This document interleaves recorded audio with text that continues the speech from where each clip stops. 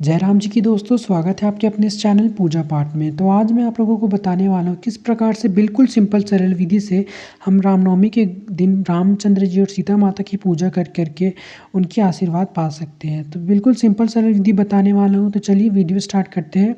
पूजा करने के लिए हमें चाहिए एक आसन, उसके बाद हम लेंगे कुछ पुष्प चाहिए, आप लाल पीली पुष्प कोई सी भी आप पुष्प ले सकते हैं। उसके बाद फिर हमें चाहिए दुर्वा, जो कि हम गणपति जी को अर्पित करेंगे। एक नारियल चाहिए, जनेऊ चाहिए। जनेऊ के बाद हमें चाहिए पंच पल्लव, आप अशोक के पत्ते भी ले सकते हैं। साथ ही हमें चाहिए तुलसी दल भगवान को अर्पित करने के लिए। उसके बाद फिर हमें चाहिए वस्त्र स्वरूप कलावर, अर्पित करने के लिए हमें एक कलावर चाहिए।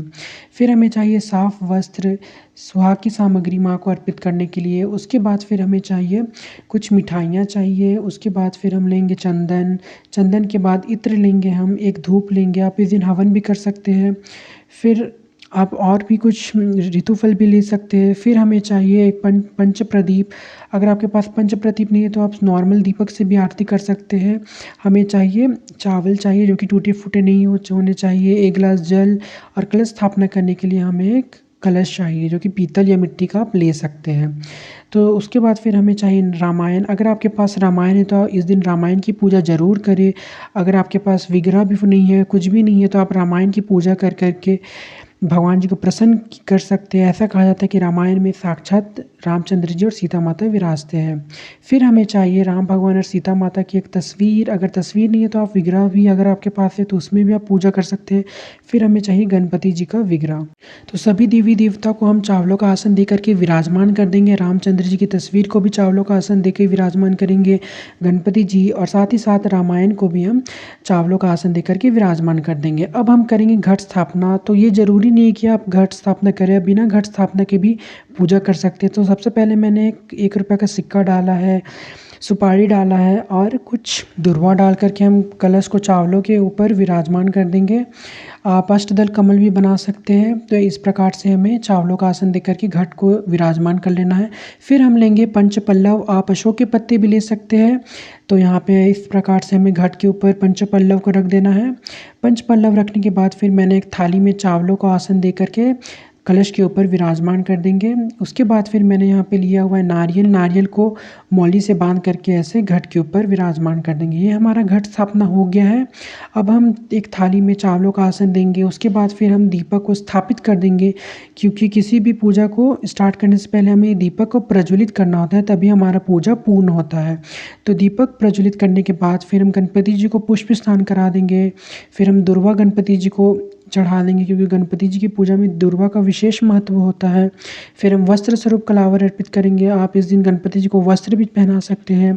उसके बाद हम जनेऊ गणेश जी को अर्पित करेंगे। जनेऊ अर्पित करने के बाद फिर हम गणपति जी को लाल रंग का टीका लगा देंगे। टीका लगाने के बाद फिर हम गणपति जी को लाल रंग का पुष्प अर्पित करेंगे, क्योंकि गणपति जी का सबसे प्रिय लाल रंग का पुष्प होता है। पुष्पों से सजाने के बाद हम सभी देवी देवता को पुष्प स्नान करा देंगे। अगर आपके पास विग्रह है तो आप पंचामृत से स्नान करा दें। फिर हम साफ वस्त्र से पोंछ लेंगे। साफ वस्त्र से पोंछने के बाद फिर हम बजरंग बली का ध्यान करके एक लाल पुष्प अर्पित करेंगे।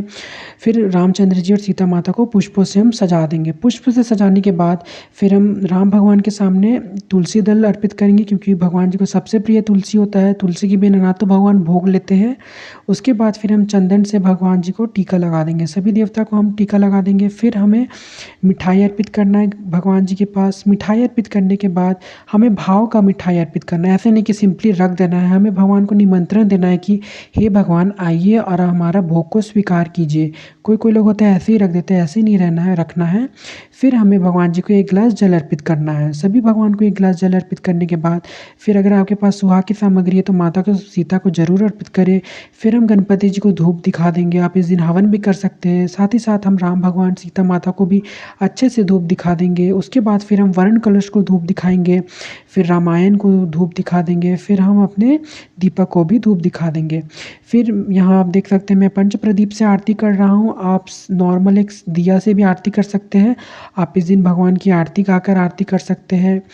और अगर आपके पास कोई सामान अगर कम पड़ जाए तो आप टेंशन मत लीजिएगा, भगवान उसी में आपकी पूजा स्वीकार करेंगे। भगवान ऐसा नहीं बोलते हैं कि आपको ये चढ़ाना है तभी आपका पूजा होगा। भगवान को बस भाव की पूजा होती है।